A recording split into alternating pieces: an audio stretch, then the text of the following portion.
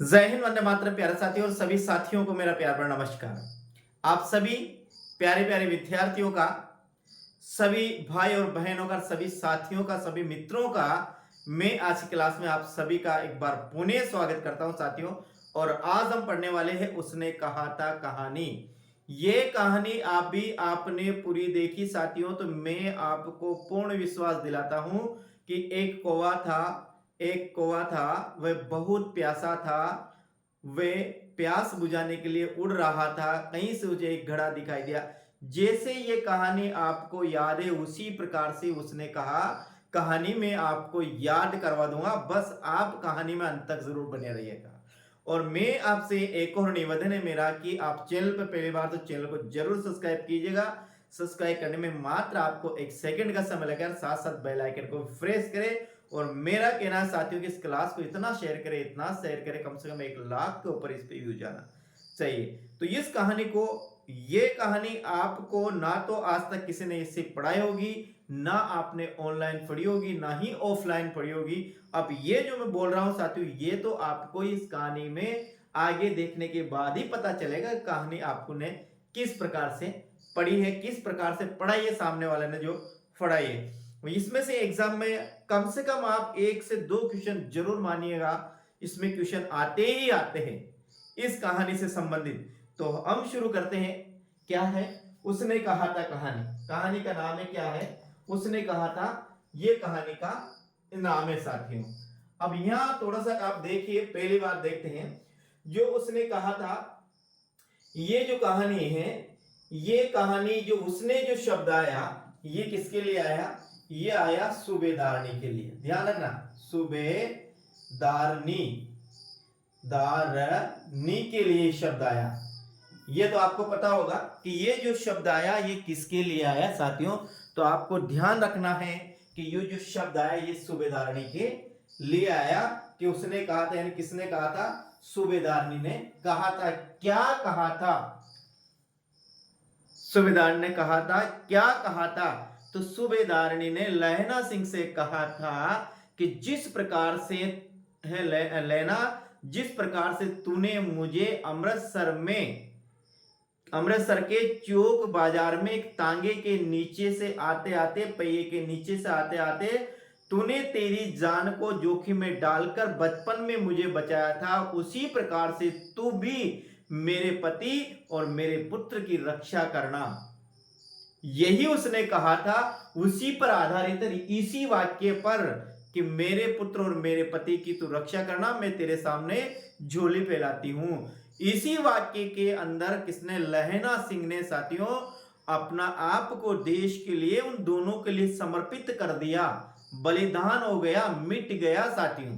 तो ये जो उसने कहा था ये किसके लिए है? सूबेदारनी के लिए आया था। क्या कहा था? कि तू मेरे पुत्र और मेरे पति की रक्षा करना। लेना, जिस प्रकार से तूने मुझे अमृतसर के चौक बाजार में तांगे के पहिए के नीचे आते आते मुझे बचाया था, स्वयं अपनी जान को खतरे में डालकर तू वहां से मुझे खींच लाया था, उसी प्रकार से मैं तेरे सामने झोली पसारती हूं कि तू मेरे पुत्र और मेरे पति की रक्षा करना, उनकी जान की रक्षा करना साथियों। तो ये उसने कहा था। अब आगे पढ़ते हैं इस कहानी को हम।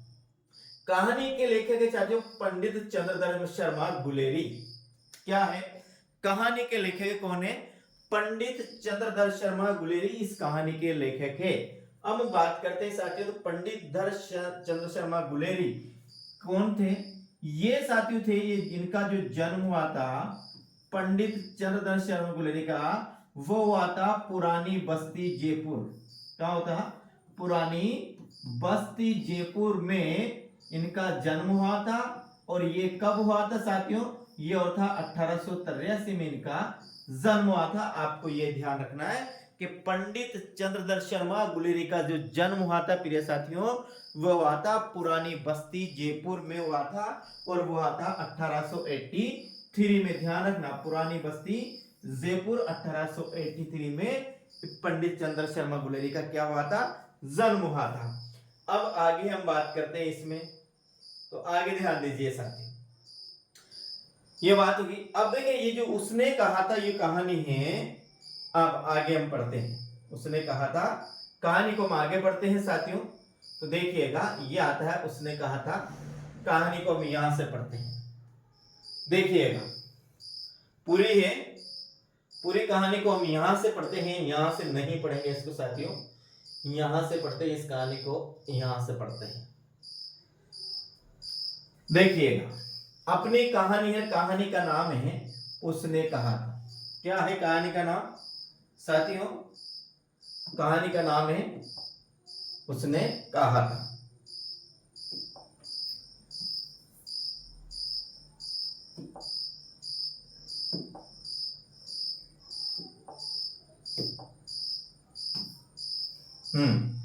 देखिए कहानी का नाम है उसने कहा था। कहानी हो सकता है साथियों कि आपको इसमें ज्यादा समय लगे समझने में, पर साथियों कहानी इस प्रकार से पढ़ेंगे कि आपको आज के बाद इसको पढ़ने की जरूरत नहीं पड़े। कहानी है उसने कहा था। क्या है? कहानी है उसने कहा था। ये कहानी है, हम इसके लेखक की बात करते हैं साथियों, तो इसके लेखक कौन है? पंडित चंद्रधर शर्मा गुलेरी। पंडित चंद्रधर शर्मा गुलेरी साथियों इस कहानी के लेखक हैं। और पंडित चंद्र शर्मा गुलेरी के हम जन्म की बात करते हैं प्यारे साथियों कि इनका जन्म कहां हुआ? तो इनका जन्म हुआ पुरानी बस्ती जयपुर, पुरानी बस्ती जयपुर में साथियों इनका जन्म हुआ। और कब हुआ साथियों? तो हम बात करते हैं 1883 में साथियों इनका जन्म हुआ। ये हम बात करते हैं, इतना ही पढ़ेंगे चंद्र शर्मा गुलेरी के बारे में। आगे किसी और क्लास में साथियों इनका जीवन परिचय पढ़ेंगे, यहां पर केवल इतना ही पढ़ेंगे। तो ये बात होगी कि इस कहानी के लेखक पंडित चंद्र शर्मा गुलेरी, इनका जन्म हुआ पुरानी बस्ती जयपुर और कब हुआ? 1883 में। मृत्यु की बात करते हैं साथियों तो इनकी हो जाती है 1922 में, इनका क्या हो जाता है? निधन हो जाता है। किसका? चंद्र शर्मा गुलेरी का।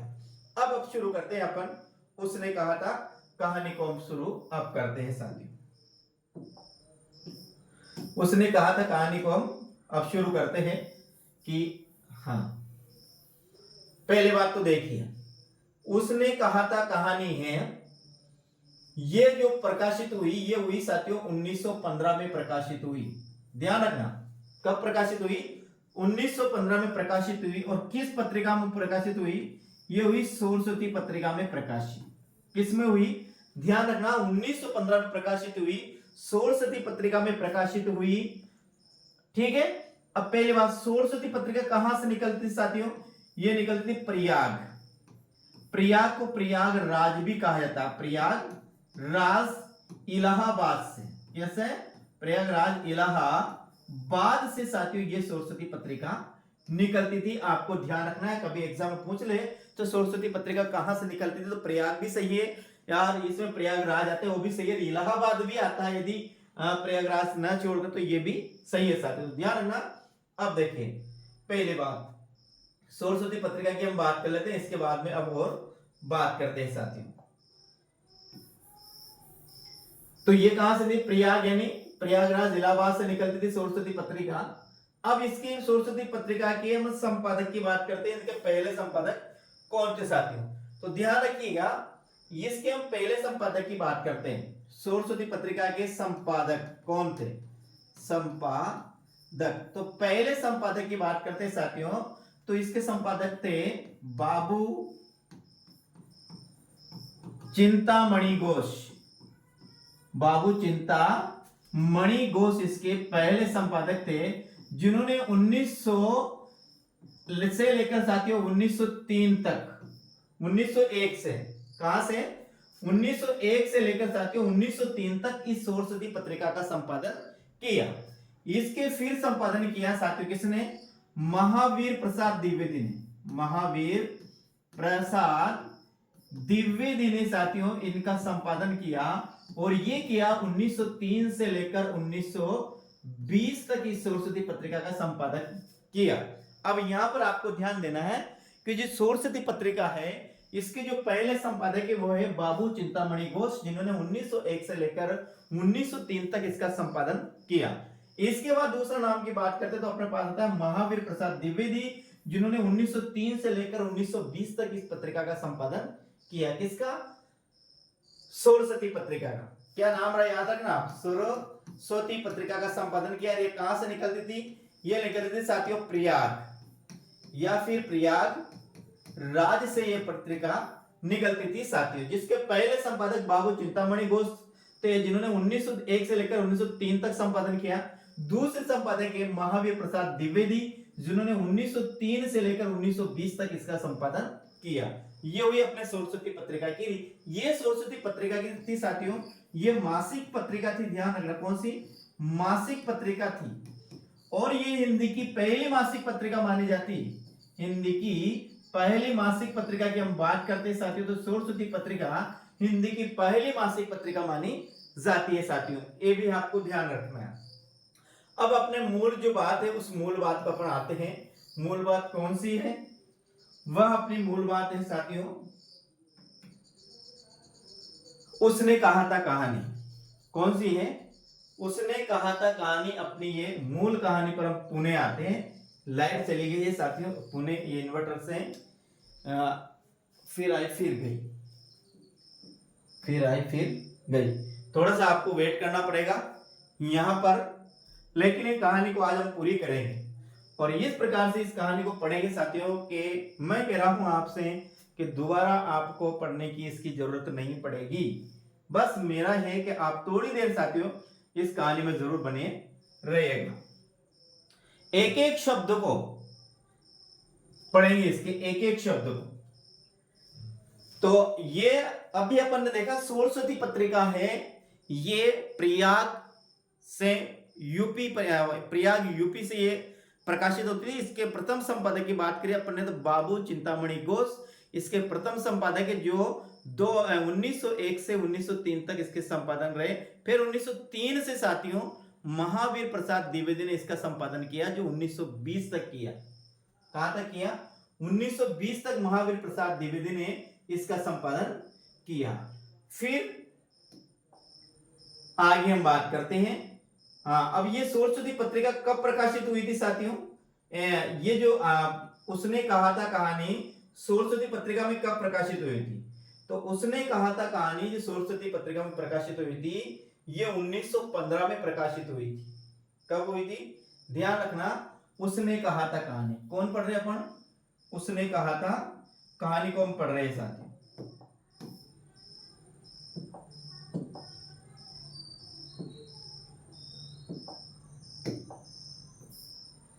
उसने कहा था कहानी को हम पढ़ रहे हैं।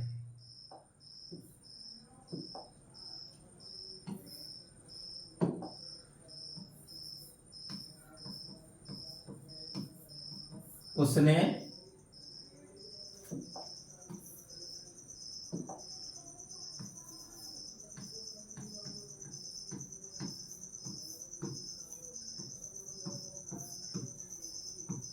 कहा था।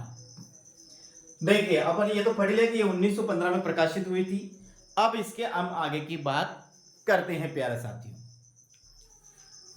तो ये जो सरस्वती पत्रिका है, ये उसने कहा था कहानी, ये शुरू होती है साथियों, ध्यान रखना। पहली बात तो ये देखिएगा, ये जो कहानी है हिंदी की सर्वश्रेष्ठ कहानी मानी जाती है, हिंदी की सर्वश्रेष्ठ कहानी मानी जाती है।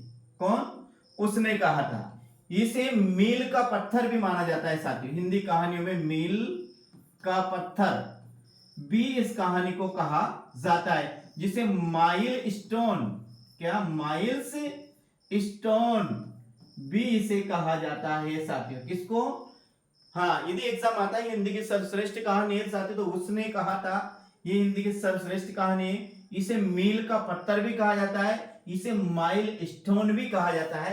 किसने, उसने कहा था इस कहानी को। अब हम बात करते हैं ये कहानी कहां से शुरू होती है। तो प्रिय विद्यार्थी, ये कहानी शुरू होती है पंजाब के अमृतसर शहर से। कहां से, पंजाब के अमृतसर शहर के चौक बाजार से, अमृतसर शहर के चौक बाजार से यह कहानी शुरू होती है। अमृतसर के चौक बाजार से यह कहानी शुरू होती है। कौन सी, उसने कहा था। अब देखिएगा यहां पर जो ये कहानी है, हाँ, पंजाब के अमृतसर शहर से कहानी शुरू होती है।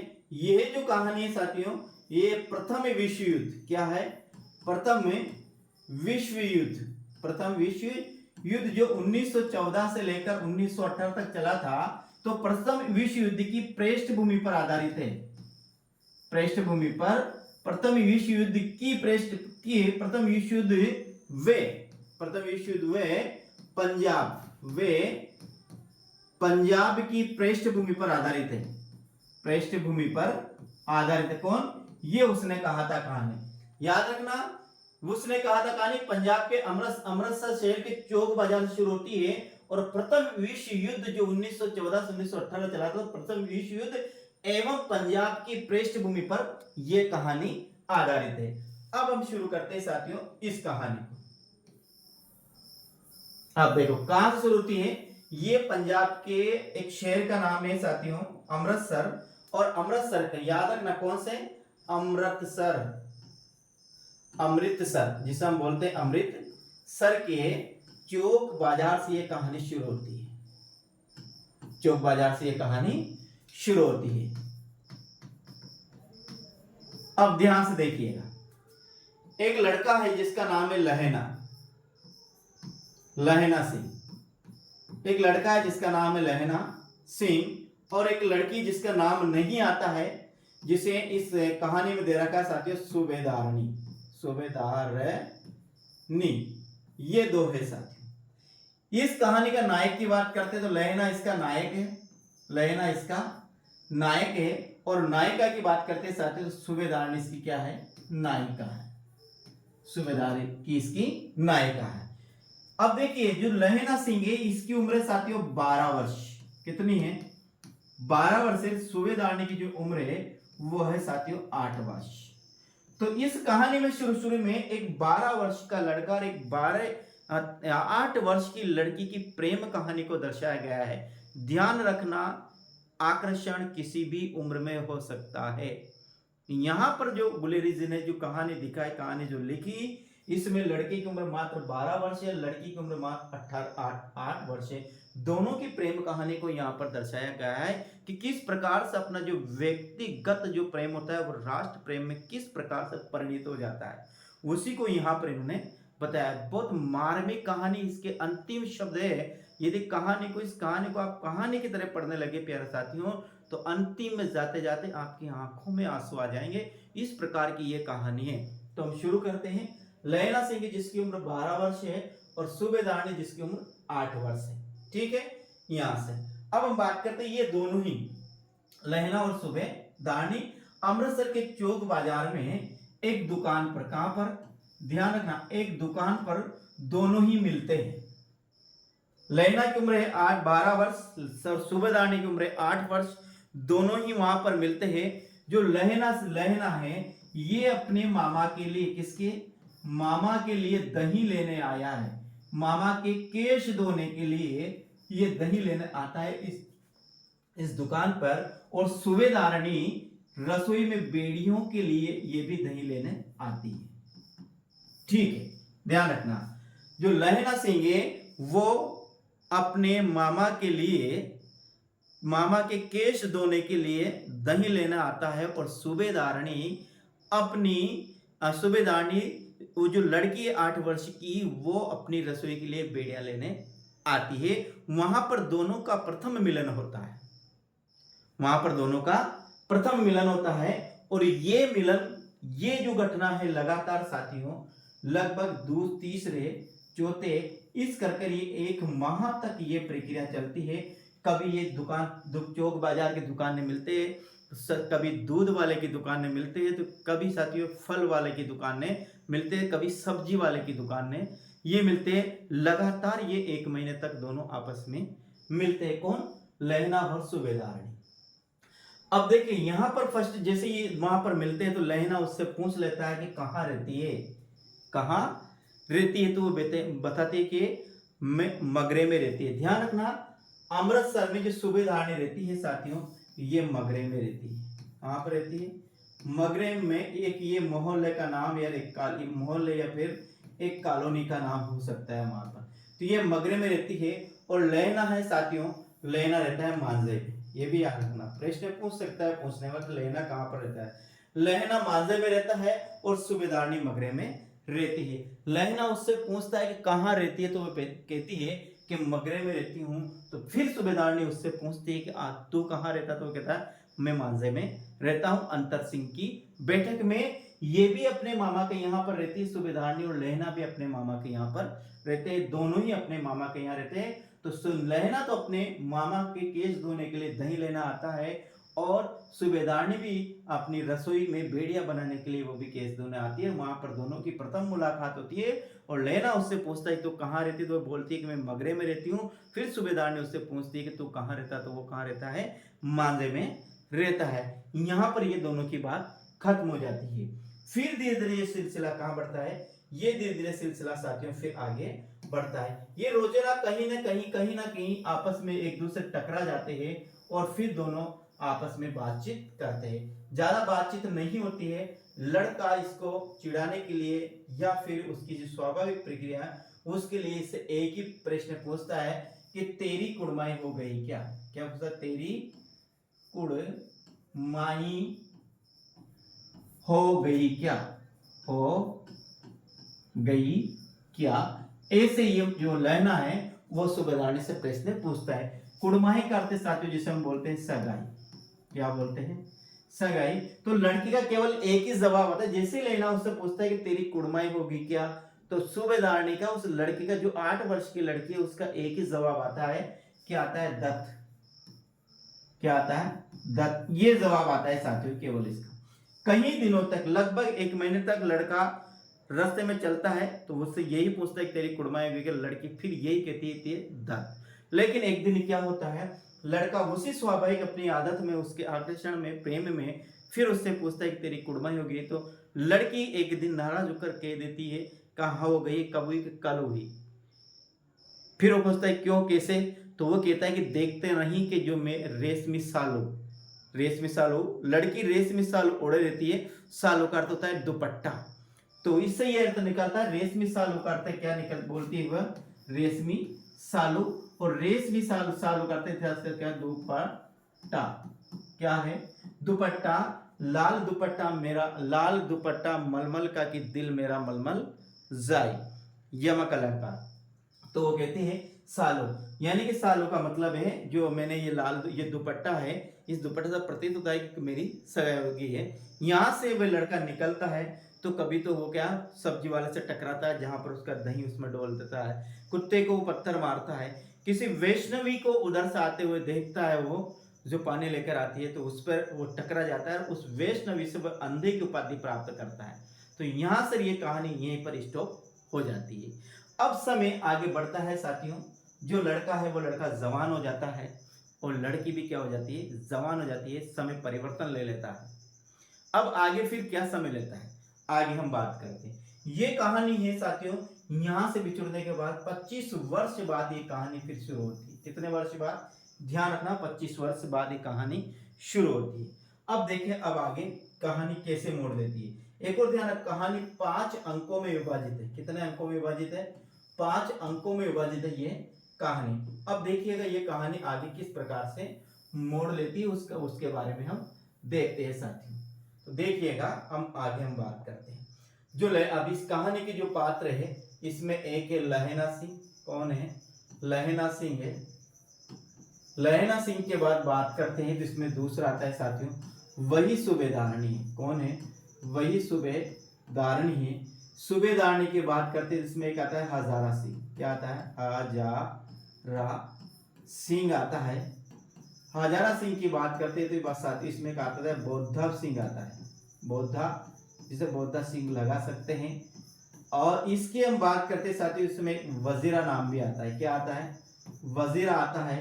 और एक और नाम बात करते हैं साथियों तो इसमें वजीरा के बाद एक और बात करते हैं तो इसमें एक आता है महासिंह। कौन आता है, महासिंह भी इसमें नाम आता है। इसके बाद एक और बात करते हैं साथियों, महासिंह के बाद बात करते हैं तो इसमें किरत सिंह भी नाम भी आता है। क्या आता है, किरत सिंह नाम भी आता है। और भी इसमें नाम आते हैं, वो नाम बता देता हूँ कौन कौन सा आता है। एक आता है साथियों इसमें अब्दुल्ला। क्या आता है, अब्दुल्ला भी इसमें नाम आता है। इसके बाद ये 8 है, ये 9 की बात करते हैं। इसमें एक पलटन का साथी, लेप्टन, पलटन नहीं, लेप्टन नाम आता है। पलटन नाम नहीं आता है, वो आता है साथियों, लेप्टन नाम आता है इसमें। किसमें? इस कहानी में। हाँ, कीरत सिंह अब्दुल्ला, लपटन साहब नाम आता है। क्या आता है? लपटन साहब, इसमें एक और नाम आता है। और 10वां नाम की बात करते हैं साथियों, तो इसमें एक मौलवी का नाम भी आता है। क्या आता है? एक मौलवी भी इसमें आता है। और एक और 11 के नाम आते हैं। इसमें आता है साथियों पोलूराम आता है। क्या आता है? पोलहूराम, पोलहूराम भी इसमें नाम आते हैं। इस प्रकार से बात करते हैं, इसमें तो लगभग 11 नाम इसमें आता है। कितना आता है? 11 नाम। कहानी का जो मुख्य पात्र वो लहना सिंह है। ये कहानी का नायक है, ये कहानी की नायिका है। ये कहानी की नायिका हजारा सिंह है। ये साथियों सेना में क्या है? ये सेना में क्या है? सूबेदार है। क्या है? सेना में सूबेदार है। बोरदा सिंह है साथियों, ये किसका? ये सूबेदार और सूबेदारनी का क्या है? ये पुत्र है। वजीरा से आया क्या साथियों? वजीरा विदूषक है। क्या है? विदूषक, यानी विदूषक कहा जाता है, हंसाने वाले को विदूषक कहा जाता है। यह कीरत सिंह है साथियों, ये कीरत सिंह को यहाँ पर चाचा का नाम दिया गया है साथियों। यहाँ पर यानी कि जो वजीरा है, वजीरा को ही साथियों वो क्या है, जब लैना अंतिम अवस्था में होता है तो उसकी गोद में, वजीरा की गोद में इसका सिर होता है और वहां पर वजीरा को एक कीरत सिंह मांगता है। अब्दुल्ला की बात करते हैं साथियों, तो ये अब्दुल्ला है, ये इसमें नाम आता है एक जगाधारी का जंगल। क्या?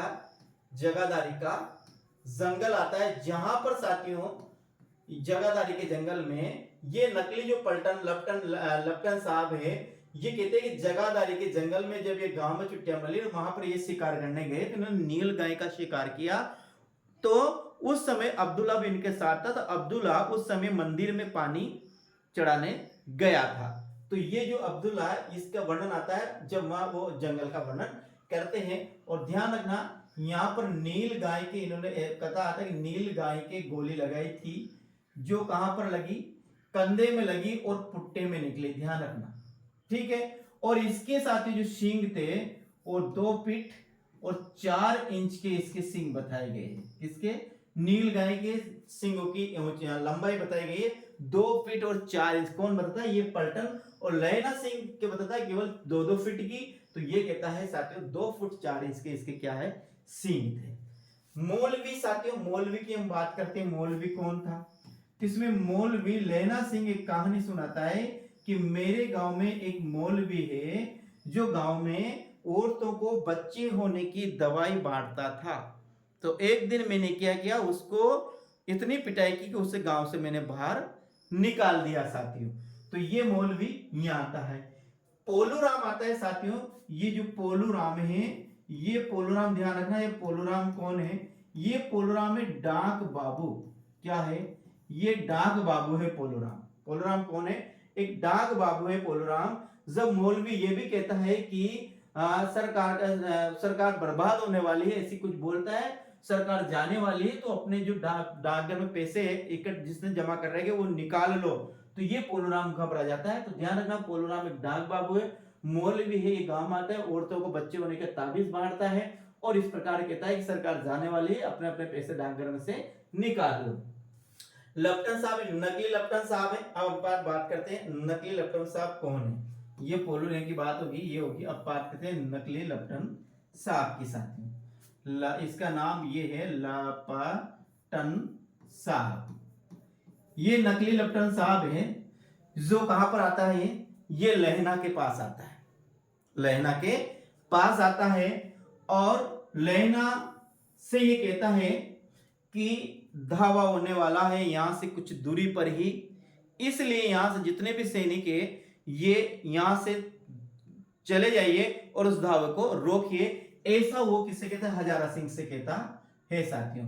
तो ये हजारा सिंह वहां से निकल जाता है और फिर वहां पर जो उसके रहन जो पोती साथियों जहां पर रहते थे, वो झोपड़ी बनी हुई थी, वहां पर रहते थे, वहां पर कौन रहते हैं, वहां पर हजारा लहना सिंह और एक बोधा सिंह दोनों को छोड़ जाते हैं। और उस समय यहाँ पर 8 सिख थे, कितने ध्यान रखना, 8 सिख थे। और बाकी नकली पलटन साहब के आदेश के अनुसार ये आगे सेना से युद्ध करने के लिए आगे निकल जाते हैं। फिर क्या होता है, ये नकली लपटन साहब है, इसको लेना कैसे पहचानता, ध्यान रखना। तो नकली, पहली बात तो ये क्या है, सिगरेट पीता था, सिगरेट इसने जलाई और ये पीता। दूसरी बात ये क्या था, गंजा था, क्या था, दूसरी बात ये गंजा था साथियों। तीसरी बात साथियों ये उर्दू बोलता था, ये उर्दू बोलता था। तो इस प्रकार से लेना ने इसको पहचान लिया कि सिख कभी सिगरेट नहीं पीते हैं और सिखों के लंबे लंबे बाल होते हैं। सिख कभी सिगरेट नहीं पीते और सिखों के लंबे लंबे बाल होते हैं। तो ऐसे इसने पहचान लिया कि क्या है, नकली लपटन साहब है। अब लेना से कहता है कि तू सिगड़ी में से आग ला, वो अंदर आग लेने, माचिस लेने जाता है और ये लेना सब समझ जाता है। तो अंदर जाते जाते जैसे ये लेना का पांव है वो वज्रा से टकराता है। वज्रा कहता है कि सोने दे, तो वो कहता है कोई हड़का कुत्ता बाहर आया। हड़का कुत्ता का मतलब है ये लपटन बाहर आया है। अब जैसे ही लेना अंदर जाता है तो ये लपटन जो साहब है साथियों अपनी जेब में से 3 क्या निकालता है, 3 कारतूस निकालता है। 3 क्या निकालता है, 3 कारतूस निकालता है। क्या बोलते उसको, 3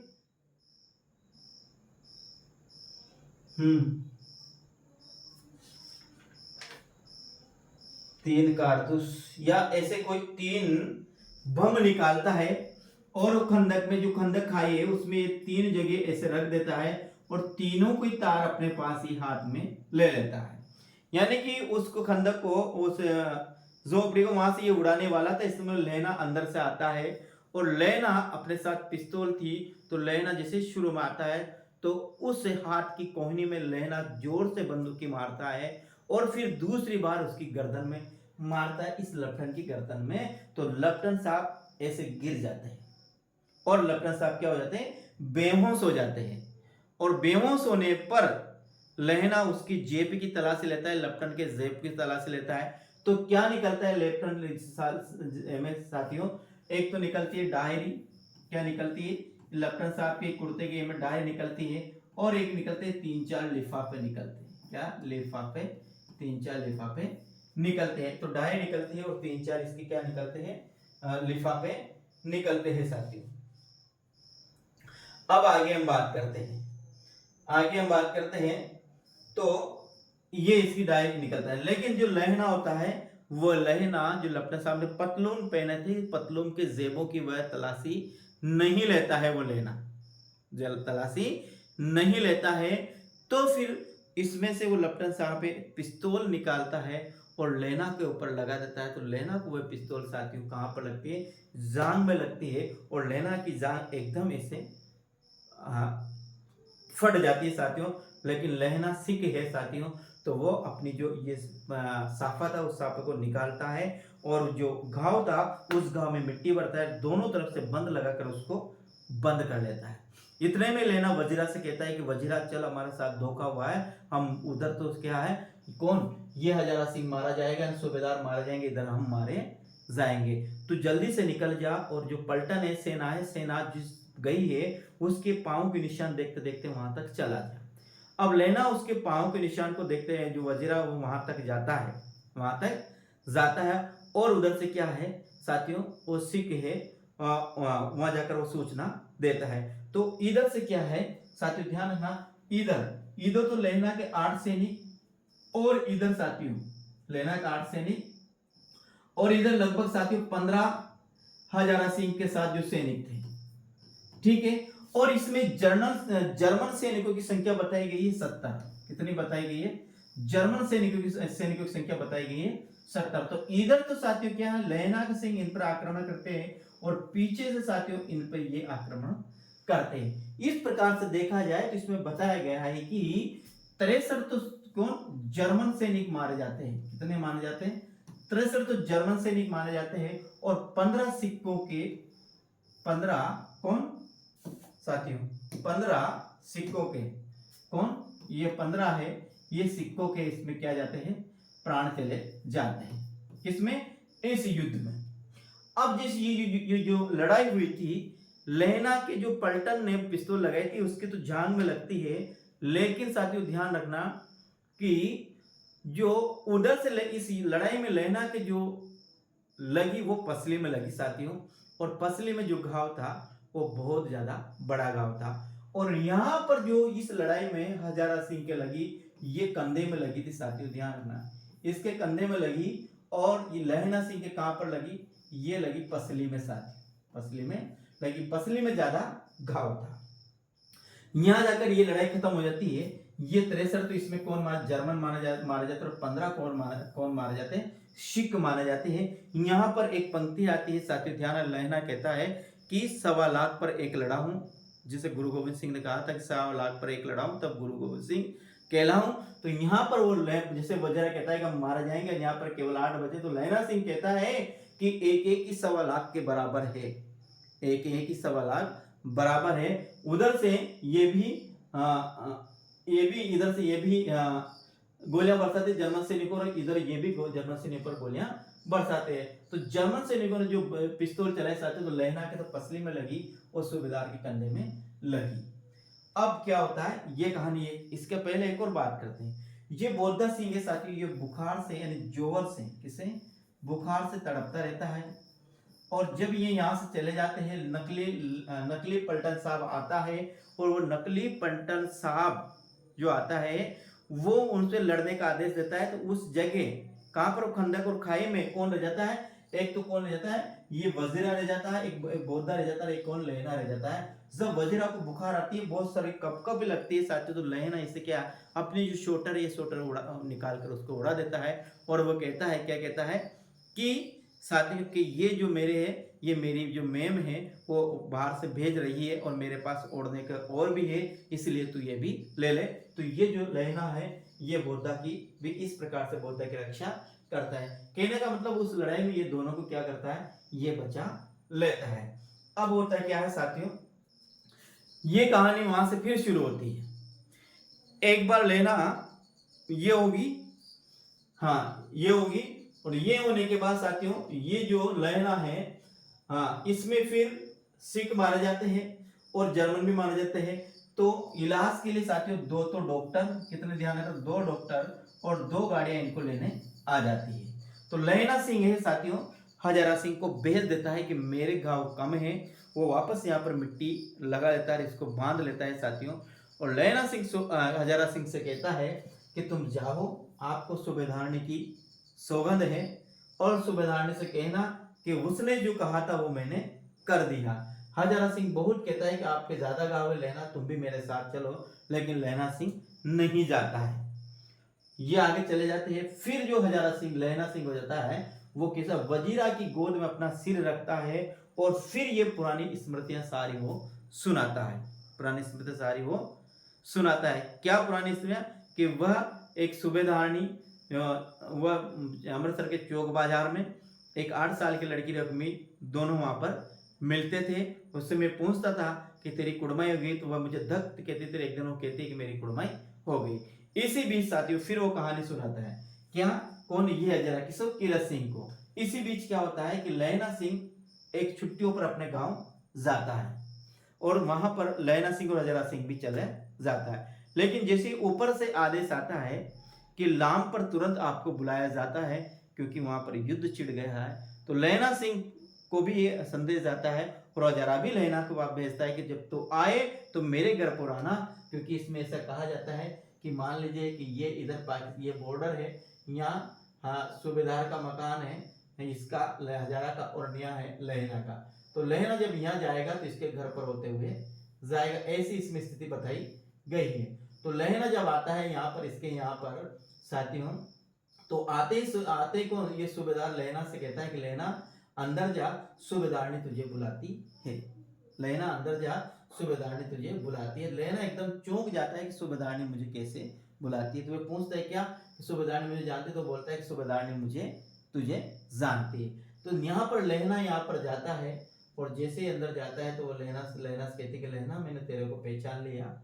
लेकिन लहना नहीं पहचान पाता, तो वो वही कहता है कि मैं ही वही बचपन की लड़की हूँ जिसे तूने एक तांगे के नीचे आते आते मुझे बचाया था, स्वयं की जान को जोखिम में डालते हुए मुझे बचाया था। तो मैं तेरे आगे जोली फैलाती हूँ कि तू मेरे पुत्र और मेरे पति की उसी प्रकार से रक्षा करेगा जिस प्रकार से बचपन में तूने मेरी रक्षा की थी।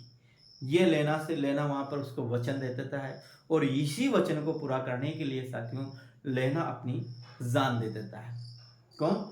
अब देखिए थोड़े दिन बाद फिर आती है। तो जब थोड़े दिन बाद एक खबर छपती है अखबार में साथियों, खबर चलती है अखबार में, और उस अखबार का नाम है, मैं उस अखबार का नाम बताता हूँ। खबर छपती है उस अखबार में, तो अखबार लेना तो ना देखे साथी, फ्रांस और बेल्जियम की एक, क्या ध्यान रखना, क्या की, फ्रांस और बेल्जियम, ध्यान रखना, फ्रांस वे बेल्जियम की एक सूची छपती है। सूची का नाम है 67वीं सूची में एक नाम आता है, किसका? 67वीं सूची में नाम आता है लैना सिंह का, कि 77 नंबर का आदमी लैना सिंह मारा गया।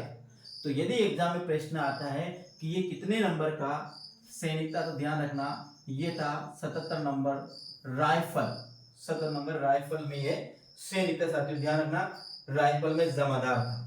कौन? ये जो लैना सिंह है 77 नंबर राइफल में क्या था? ये जमादार था। कौन? जमादार था लैना सिंह साथियों। अब ये कीरत सिंह है, ये वजीरा है साथियों। अंतिम समय में वजीरा को लैना सिंह अपना चाचा कीरत सिंह मांगता है और इसकी गोद में साथियों अपना सिर रखता है, वहां पर ये प्राण त्याग देता है साथियों।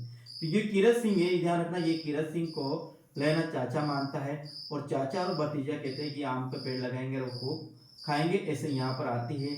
और कहा जाता है कि मौत के समय साथियों, अंतिम समय अपनी जो स्मृतियां होती है, यानी मौत का जब अंतिम समय आता है तो अपनी जो स्मृतियां बहुत ताज़ा हो जाती है साथियों, और वह धुंधली जो स्मृतियां वह एकदम साफ हो जाती है और जीवन की पूरी घटना याद आ जाती है, ऐसा इस कहानी में बताया गया है।